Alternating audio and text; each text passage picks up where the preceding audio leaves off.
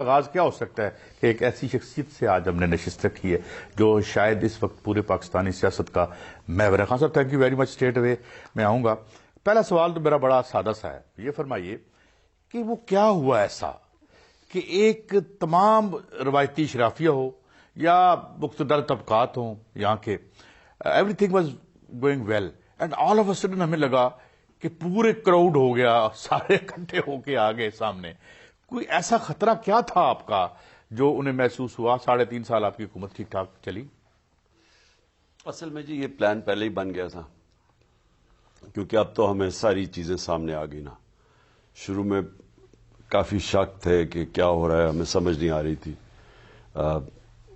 ایک بات جنرل باجوہ کہتے تھے، ایک گراؤنڈ پہ ہو رہی تھی، ایجنسیز ہمارے لوگوں کو توڑ رہے تھے، لیکن جنرل باجوہ کہہ رہے تھے ہم نیوٹرل ہیں.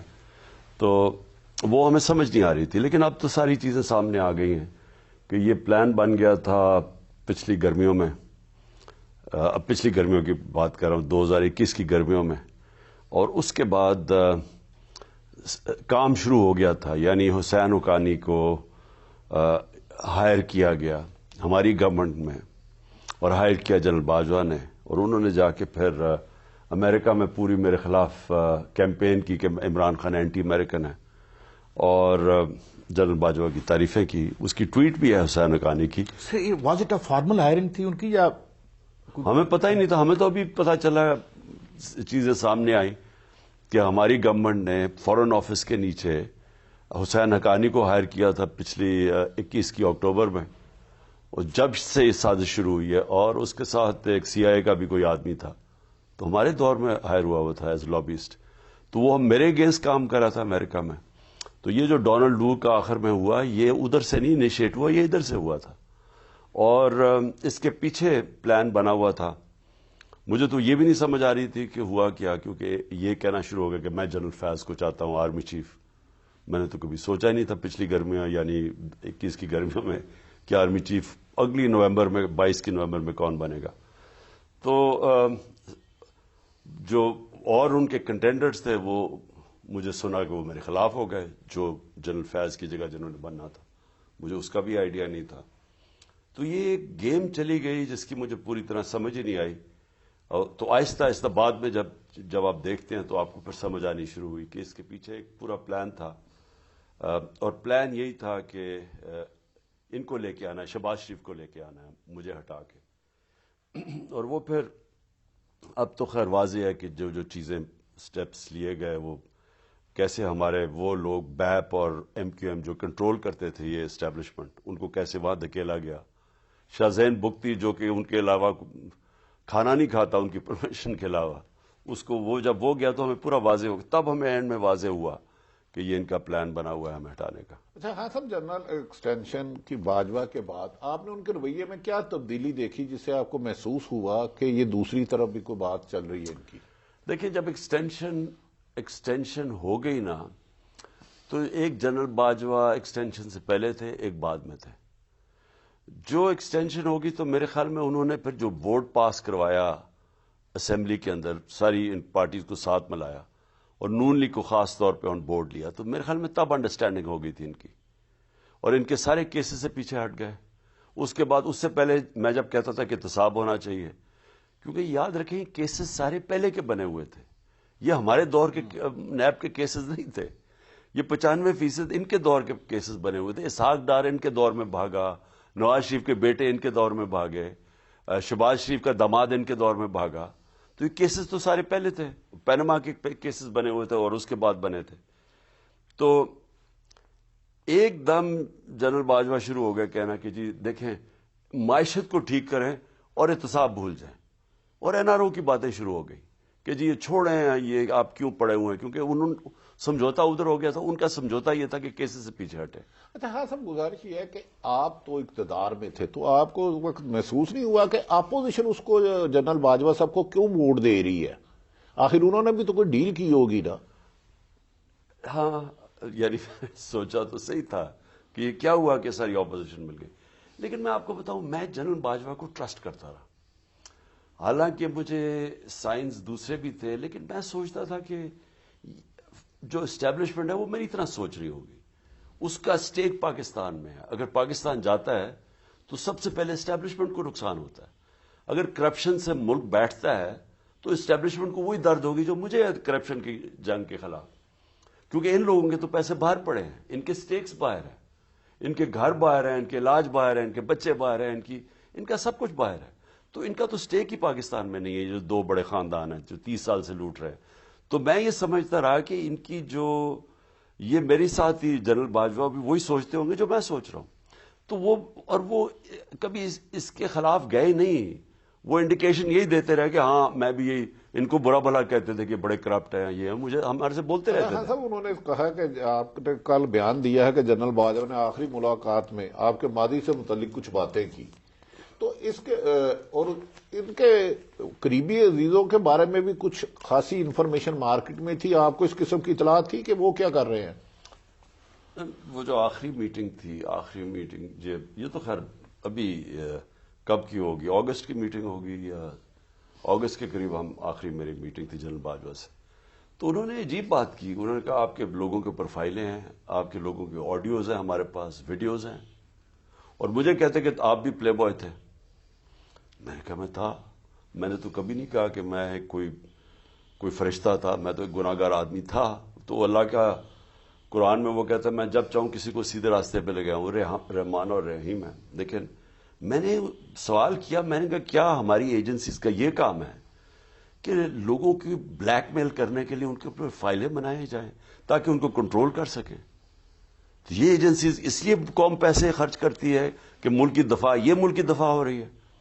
تو تب بھی میں سمجھا کہ دیکھیں ان کا جو سوچ ہے نا وہ ایک ہمیں ہٹانے کے لیے جیسے ہمیں ہٹایا, اس کے بعد جب انہوں نے دیکھا کہ پبلک ان لوگوں کو مسترد کر گیا. میرے ساتھ پبلک اس لیے آئی کہ ان تینوں کی شکلیں دیکھ کے تو لوگوں کے اندر ایک غصہ آیا.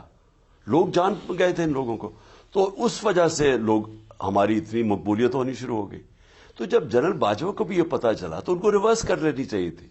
جو مجھے حیرت ہوئی کہ انہوں نے اسی پالیسی پہ چلتے رہے, اور بجائے یہ کہ چینج کریں انہوں نے سختیاں کی. انہوں نے وہ قسم کا ظلم کیا جو اعظم سواتی سے کیا, جو شہباز گل سے کیا, جو صحافیوں سے کیا, جو ارشد شریف سے کیا, اور میرے اوپر کیسز کے اوپر کیسز ہر روز بننے شروع ہو گئے. اور یہ پھر آڈیوز نکلنی شروع ہو گئی. اور یہ آڈیوز تو یہ اب کس کے پرائم منسٹر کی سیکیور لائن کی کون ٹیپ کر رہا تھا؟ یہ آفیشل سیکرٹس ایکٹس کے خلاف ہے. میری اعظم خان کے ساتھ آڈیو نکل آئی, وہ تو ہمیں صرف ISI کر سکتی تھی. تو یہ شروع ہو گئے کام. یعنی حیرت یہ ہے کہ بجائے آپ چوروں کے خلاف کھڑے ہوں اور عوام کھڑی ہے جدھر, آپ اس پارٹی کے خلاف کھڑے ہو گئے جس کے سارا ماضی ان کے مقابلے میں ایک سٹرگل تھی ان کرپشن کے خلاف. ان کو ختم کرنے کی, سب سے بڑی پارٹی کو ختم کرنے کی کوشش کی. اچھا خان صاحب یہ فرمائیے کہ ہمارے بڈی صاحب کی بھی خبر تھی کہ جو RTS بیٹھا تھا وہ آپ کے خلاف بیٹھا تھا, جو اب ہمیں خبریں ملتی ہیں. تو شروع سے ہی اسکیپٹیکل تھے. They didn't want you to ایک بہت با اختیار PM کے طور پر یہاں دیکھنا ممکن نہیں تھا. دیکھیں میں اب جب دیکھتا ہوں نا ماضی میں, تو اب تو مجھے یہ واضح ہوتا ہے کہ یہ کبھی بھی یہ جنرل باجوہ کی جو باجوہ ڈاکٹرن ہے کہ وہ کوئی اتنا تکڑا نہ ہو جائے کہ اس کو وہ کنٹرول نہ ہو سکے. تو یہ جو سندھ کے اندر جو پیپلز پارٹی کو کھلا ہاتھ دیا گیا, میں جب وہاں گیا تو چیف سیکرٹری تھے, میں جب کیمپین کرنے گیا 2018 میں, تو اس نے کہا جی یہاں تو سارا ٹوٹل کنٹرول کیئر ٹیکر کے ہوتے ہوئے ٹوٹل پیپلز پارٹی کا کنٹرول ہے, سارا ان کے پولنگ سٹیشن سب کچھ کے اوپر کنٹرول ہے. تو وہ کون ان کو بیک کر رہا تھا؟ پیپلز پارٹی جس طرح بے نظیر بھٹو جب شہید ہوئی ہے اس سے زیادہ ووٹ لے گئی پیپلز پارٹی 2018 میں. ان کے سندھ کے اندر تو تباہی کی ہوئی ہے انہوں نے, تو زیادہ ووٹ کیسے پڑ گئی؟ تو اس کے علاوہ ہمارے کئی کینڈیڈیٹس کو 50 سے ہارا, کوئی 200 سے ہارا, یعنی لاکھ ووٹ میں. تو یہ جو انہوں نے شروع کیا PDM نے کہ جی سلیکٹڈ گورنمنٹ ہے, تو میں نے تو پہلے سے نہیں کہہ دیا تھا کہ کھول دو الیکشن. یہ پیچھے ہٹ گئے. حالانکہ 2013 میں جب انہوں نے دھاندلی کی تو ہم نے صرف 4 حلقے مانگے تھے. 4 حلقے یہ کھولنے کے لیے تیار نہیں تھے. ہم نے تو جب انہوں نے ہمارے سے ہم نے کہا کھول دو، کیونکہ انہوں نے 2013 میں دھاندلی کی تھی، ہم نے 2018 میں میرا خیال ہمیں زیادہ سیٹیں ملی تھی جتنی اس سے جو کہ ہمیں دی گئی تھی. اب دیکھیں خواجہ آصف، جنرل باجوہ میرے سامنے سب کے سامنے کہتے ہیں کہ خواجہ آصف کا مجھے شام کو 8 بجے ٹیلی فون آیا کہ جی میں ہار رہا ہوں، جنرل صاحب میری مدد کریں، اور میں نے کہا فکر نہ کرو تم جیت جاؤ گے، اور وہ جیت گیا. یعنی کسی دنیا میں اس طرح کی چیز سنی آپ نے؟ کہیں دنیا میں یہ کوئی آرمی چیف ایسی چیز کہہ سکتا ہے کہ اس نے مجھے ٹیلی فون کیا، میں نے کہا تم فکر نہ کرو جیت جاؤ گے؟ تو اس سے کیا مطلب انہوں نے ہوا؟ تو یہ بھی کہا کہ جو این آر او، اور بڑا لیفٹ ہینڈڈ کمپلیمنٹ تھا محمد احمد خان صاحب جو ان کے دوست بھی ہیں، اور کہ وہ جی ہم نے این آر او تو خان صاحب کو دیا تھا، ان کو تو دیا ہی نہیں ہم نے. Admitting this, how do you look at it? نہیں تو کیا این آر او دیا؟ میں تو خود بھی یہ سمجھنا چاہتا ہوں کہ میں نے کیا کیا تھا جو کہ مجھے این آر او ملے. مجھے کون سی چیز تھی جس کے اوپر مجھے کسی نے بچایا ہو؟ جہاں صاحب گزارش ہے کہ دیکھیں نا، لندن یہ کہتے ہیں نا، ان کے جو فلیٹس تھے لندن میں شریفوں کے، وہ یہاں سے چوری کر کے پیسہ بھیجا گیا باہر، اور ادھر جا کے یہ کہا گیا، انہوں نے کہا بتا نہیں سکتے تھے کہ پیسہ آیا کدھر سے، جی قطریہ نے ہمیں فلیٹ گفٹ کر دیا، یہ کہہ رہے تھے نا. تو وہ سب سے مہنگے علاقے کے لندن میں 4 فلیٹس ابھی تک یہ نہیں بتا سکے کہ پیسہ کدھر سے آیا. میرا ایک فلیٹ تھا لندن میں، انہوں نے کہا جی وہ اس کے اوپر انویسٹیگیٹ کرو. ثاقب نثار کی عدالت نے وہ انویسٹیگیٹ کیا. میرے سے انہوں نے ایک ایک ثبوت لیا، 64 میں نے ڈاکیومنٹس دی کہ میں تو کرکٹ کھیلتا تھا جب میں نے فلیٹ آج سے 34 سال یا 40 سال پہلے لیا تھا. تو میں نے تو ایک ایک ڈاکیومنٹ دی کہ کرکٹ میں ایک ارننگ کدھر سے آئی، کانٹریکٹس دکھائے کہ کدھر سے میں نے پیسہ ارن کیا، عدالت کو سیٹسفائی کیا یہ پیسہ اس پیسے سے خریدا، اتنے کا بیچا، وہ سرٹیفکیٹ دیا. منی جو کہتے ہیں منی ٹریل وہ دی کہ وہ وہاں سے پیسہ پاکستان آفیشیل بینکنگ چینل سے آیا. تو مجھے کس طرح کسی نے بچایا ہے؟ میں تو پاکستان سے حلال کی کمائی پاکستان لے کے آ رہا تھا، یہ حرام کی کمائی پاکستان سے باہر بھیجا. میرا ان کے کیسے موازنہ ہو سکتا ہے؟ اچھا ہاں صاحب گزارش ہے کہ یہ اب آپ کو لاڑلا کہتے ہیں، یہ عجیب لاڑلا ہے کہ اس کی اقتدار چھین لی گئی، اس پہ 30 مقدمہ درج کر دیے گئے اور قاتلانہ حملہ بھی کروا دیا گیا. تو کیا سمجھتے ہیں ساری پیچھے موجودہ حکومت ہے یا کچھ ماضی کے اسٹیبلشمنٹ کے لوگ بھی ہیں آپ؟ نہیں، یہ ملی یہ حکومت ان کے ساتھ تھی. جنرل باجوہ کے دور تو پوری طرح یہ اکٹھے مل کے انہوں نے ہمارے اوپر ظلم کیا، ہر قسم کا ظلم کیا. میں آپ کو بتاؤں، ایسے مجھے لگا کہ جیسے میں کوئی غیر ملکی کوئی غدار ہوں یا ملک کا دشمن ہوں. یعنی اس طرح میں نے زندگی میں، مجھے تو اب پہلی دفعہ اندازہ ہوا کہ جب آپ کے خلاف سٹیٹ ہو جائے اور آپ کو ایک ساری سٹیٹ کی پاور آپ کے خلاف استعمال ہو، تو وہ انسان کس طرح گزرتا ہے، کیونکہ اس کے پاس تو کوئی جگہ ہی نہیں رہ جاتی. اس کے پاس فنڈامنٹل رائٹس جو ہیں اس کے، وہ پاکستان کا انصاف کا نظام وہ پروٹیکٹ نہیں کرتا. اب مجھے پتا ہے کہ 3 یہ جو مجھے گولیاں لگی ہیں، جو میرے اوپر حملہ تھا، اب تو خیر جے آئی ٹی میں چیزیں بھی سامنے آ جائیں گی، آپ 2-3 دن میں دیکھیں گے کہ کیا کیا چیزیں سامنے آئیں گی. تو یہ واضح ہو گیا کہ انہوں نے اسیسینیشن میرے اوپر پلان کیا. میں نے پہلے کہا، 2 مہینے پہلے کہا کہ یہ کرنے والے ہیں، دینی انتہا پسند کے نام پہ مجھے قتل کرنے والے ہیں، یہ میں سب کچھ پہلے کہہ بیٹھا تھا. میں اپنی FIR رجسٹر نہیں کر سکا. ایکس پرائم منسٹر، پارٹی میری پاور میں پنجاب پولیس میری FIR رجسٹر کرنے کی. مجھے یہ بتائیں اسے کیا مطلب ہوا؟ اس کا مطلب کہ یہاں جنرل کا قانون ہے، یہاں قانون کی حکمرانی نہیں ہے. یہاں جو طاقتور ہے وہ جو مرضی چاہے کر سکتا ہے. یہ اگر مجھے دیکھیں، آپ سوچیں نچلے لیول پہ کیا انصاف مل رہا ہے ملک میں، کہ اگر مجھے نہیں انصاف ملا کہ میں اپنی FIR نہیں رجسٹر کروں. جو اعظم سواتی سینیٹر سے ایک ٹویٹ کے اوپر، ٹویٹ کیا کیا اس نے کہ باجوہ نے NRO2 دیا. بچہ جانتا ہے کہ باجوہ نے NRO2 دیا ہے، سب کو پتا ہے. اس کے اوپر اس کا رائٹ ہے سینیٹر کا یہ کہنا، کسی بھی جمہوریت میں آدمی یہ کہہ سکتا ہے. اس کے اوپر جو ظلم کیا، جو اس کو ذلیل کیا، جو بچوں کے اس کے پوتوں کے سامنے اس کو جو ننگا کر کے ٹارچر کیا، اس کے پھر گندی ویڈیو بیوی کو بھیجی، اس سے زیادہ ایک معاشرہ کیسے نیچے گر سکتا ہے؟ تو خان صاحب آپ کیسے ٹھیک کریں گے کہ ایکس پرائم منسٹر پہ اس کی حکومت میں ہوتے ہوئے قاتلانہ حملہ ہو جاتا اور وہ موجودہ نہ بچ جاتا، مقدمہ نہیں درج کرا سکتا؟ شہید ارشد شریف کی والدہ رو رو کے کہتی ہے اس کا مقدمہ درج نہیں ہوتا، تو ڈو یو تھنک کوئی بہتری آئے گی اگر آپ اقتدار میں آتے ہیں؟ تو کیا ایسا کریں گے؟ دیکھیں ارشد شریف کا پھر جو باقی صحافیوں کے اوپر جو ظلم جو ان کے لوگوں کو اٹھایا گیا، جو ذلیل کرنے کی کوشش کی ایاز امیر کو اور پھر سمیع ابراہیم کو، پھر غلام حسین کو اٹھا کے لے گئے، یعنی اس طرح کی حرکتیں تو اس ملک میں کبھی نہیں ہوئی. دیکھیں نا، یہاں وہ ان کے اگینسٹ ایکشن لیا گیا جو اسٹیٹ کے اگینسٹ لوگ تھے، کہ سمجھا جاتا یہ بڑا صحافیوں کے اندر بھی، حالانکہ وہ بالکل غلط تھا، لیکن ان کو یہ کہتے تھے کہ جی اسٹیٹ کے خلاف کام کر رہے ہیں. یہاں لوگ رائے حق پہ کھڑے ہیں، قوم کا اوپینین ان کے ساتھ ہے. اگر آج عمران ریاض لے لیں، اس کی جو ریٹنگ ہے آج یوٹیوب پہ وہ سارے صحافیوں سے اوپر ہے، اور وہ اس لیے ہے کیونکہ قوم سپورٹ کرتی ہے اس کے موقف کو. تو ان لوگوں کو آپ مار رہے ہیں اور ان لوگوں کے ساتھ کھڑے ہو گئے جو ملک کے نامور ڈاکو اور چور اور ہر قسم کے جرائم پیشہ لوگ، رانا ثناء اللہ جیسا بدمعاش، یہ شریفوں جیسے مافیاز، ان کے ساتھ کھڑے ہو کے ان لوگوں کے خلاف کارروائی کر رہے ہیں جو رائے حق پہ کھڑے ہیں. یہ تو کبھی بھی نہیں ہوا اس ملک میں. اور اس سے ہوا کیا، ہمارا انصاف کا نظام ایکسپوز ہو گیا. اس سے ہوا یہ ہے کہ یہاں اتنا تکڑی اسٹیبلشمنٹ ہے کہ آپ کو وہ جو مرضی چاہے کر سکتے ہیں، وہ قانون سے اوپر ہے، وہ ہر قسم کا قانون توڑ کے کام کر سکتے ہیں، لیکن یہاں اس ملک کا انصاف کا نظام ان کو کچھ نہیں کہہ سکتا.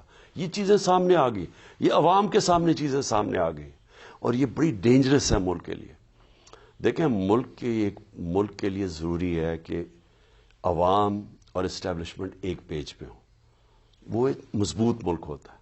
جب آپ ان کے اندر فاصلے پیدا کر دیتے ہیں، یہ ملک کے لیے آپ کو دشمنوں کی ضرورت نہیں ہے. مجھے یہ کہتے ہیں کہ جی ہمارا تو باجوہ سے میرے تو بالکل ٹھیک تعلقات تھے، ہمارا تو ایک پیج پہ تھے. ہم جب اکٹھے کرونا پہ اکٹھا کام کیا، یعنی ایک سب سے آرگنائزڈ انسٹیٹیوشن ملک کے اندر پاکستان کی فوج ہے، سب سے آرگنائزڈ انسٹیٹیوشن ہے. اگر آپ ان کو کوئی کام کہتے ہیں وہ ہو جاتا ہے. باقی ادارے سارے ہمارے انہوں نے ان دو کرپٹ خاندانوں نے تباہ کر دیے ہیں، اور جب ملٹری ڈکٹیٹرشپ آتی ہے تب پھر ادارے تباہ ہو جاتے ہیں، کیونکہ قانون توڑ کے آتے ہیں نا، آئین کے خلاف آتے ہیں. تو ادارے تو ہمارے سارے کمزور ہیں. جو مدد ہمیں ملی تھی وہ پاکستان کی فوج سے ملی تھی، کیونکہ وہ آرگنائزڈ ادارہ ہے. تو ہم تو اکٹھے چل رہے تھے، سوائے یہ کہ جنرل باجوہ سے انڈرسٹینڈنگ ہو گئی تھی، ان کا احتساب نہیں کر رہا تھا، جو کہ بہت بڑا ڈیمیج ہے ملک کے لیے، اور جدھر میرا اختلاف تھا اس سے.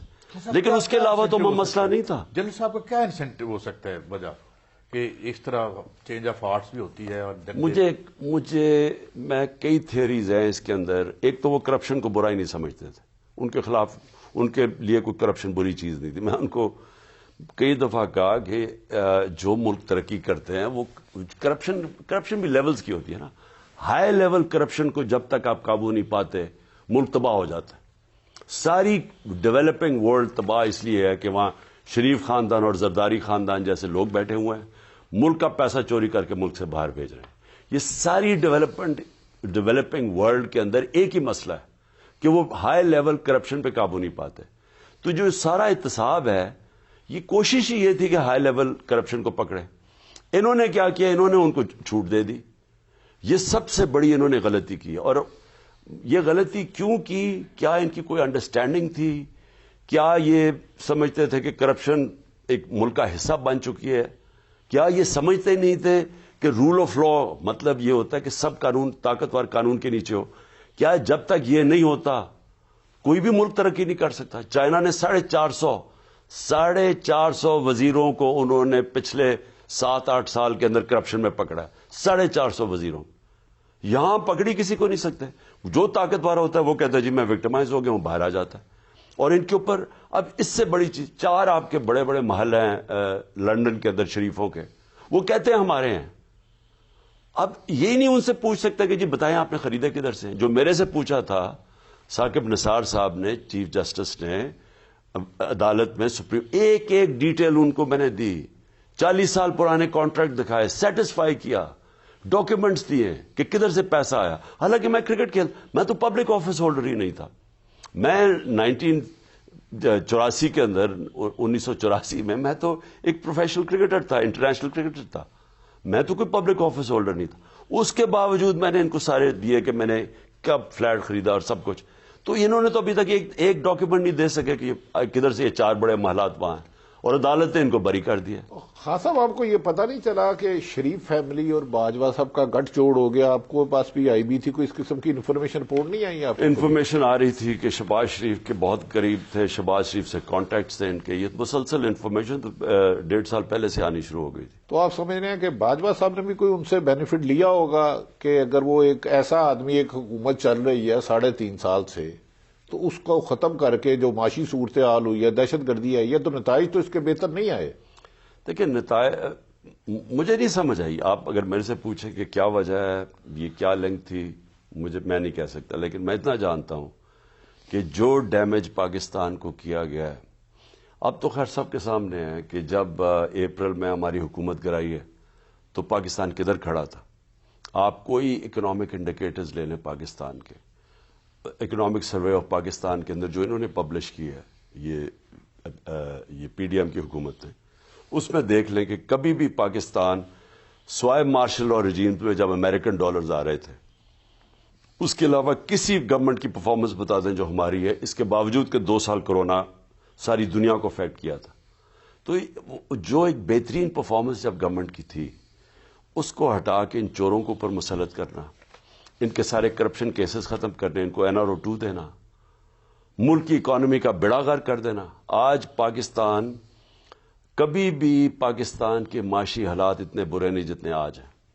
میں پاکستان کی تاریخ کی بات کروں, پاکستان ڈیفالٹ کے سامنے کھڑا ہے, اور ڈیفالٹ کا لوگ اندازہ نہیں لگا سکتے کہ ملک کو 5-6 سال پیچھے چلا جائے گا. یعنی جو مہنگائی آئے گی, ڈیفالٹ خدا نہ خواستہ ہو جائے, وہ آپ اندازہ نہیں لگا سکتے. اور دوسرا راستہ اب IMF کا پروگرام ہے اس مہینے. IMF جو کنڈیشنز لگائے گی, پھر مہنگائی آئے گی. تو کون ذمہ دار ہے اس کا؟ ہاں صاحب, یہ تو سوال آپ سے ہے نا کہ کون ذمہ دار ہوگا جو ملک کو اس اکانومی کی کرائسس میں ڈال دیا گیا؟ ذمہ دار تو ایک آدمی ہے, اس میں تو کوئی شک نہیں. اب سوچنا تو اب تو ہم یہ سوچ رہے ہیں کہ اب اس سے نکلیں گے کیسے. دیکھیں, اس سے صرف ایک طرح نکلیں گے کہ صاف اور شفاف الیکشن کروائے جائیں. کیونکہ اس سے کیا ہوگا, ایک دفعہ ایک گورنمنٹ آ جاتی ہے مینڈیٹ کے ساتھ, پھر پولیٹیکل سٹیبلٹی آ جائے گی. بزنسز انویسٹ تب کرتے ہیں جب ان کو یہ پتا چلے کہ اگلے 5 سال یا 3 سال ایک حکومت بیٹھی ہے. کیونکہ آج میں کبھی بھی اپنے پیسے نہیں لگاؤں گا اگر مجھے یہ پتا نہ چلے کہ گورنمنٹ چلے گی کتنی دیر. جب تک مجھے یہ کانفیڈنس نہیں ہوتا میں انویسٹ نہیں کروں گا. سو اس لیے سب سے پہلی چیز تو یہ کہ اب پہلے جب تک اس ملک میں پولیٹیکل سٹیبلٹی نہیں آتی, الیکشنز کے ذریعے اکنامک سٹیبلٹی نہیں آتی.